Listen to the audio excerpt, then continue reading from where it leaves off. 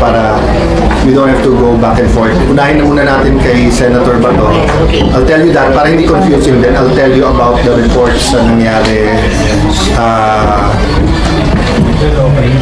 So far, what the updates is regarding the attack on the Senate last night, the armed attack on the Senate. So, around, let me check my phone.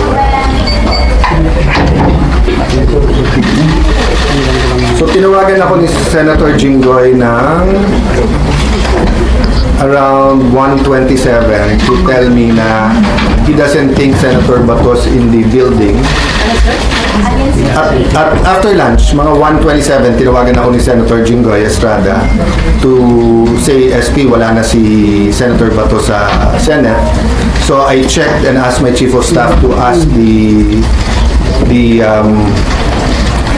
Sergeant at Arms for a report. So may spot report pala talaga siya. I can read it to you.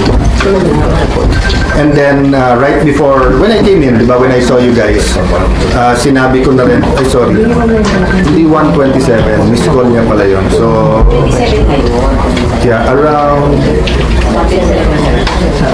lunchtime na ako tinawagan niya ni Senator Jinggoy. So,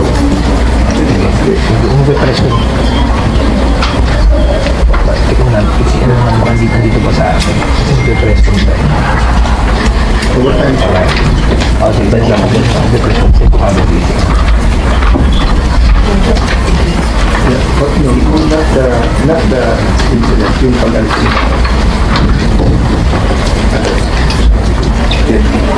Yun yung sa, yung dun kasi sa attack kagabi, hindi pa tapos. So,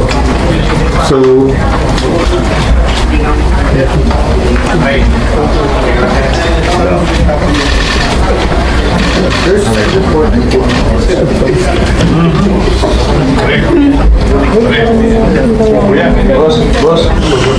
Boss. Basta mo kayo. Sorry. Sa gilid. Sa gilid, kuya. Ay, mga patog, di ba? So, long story short, kinonfirm ng Sergeant at Arms that he's no longer in the building.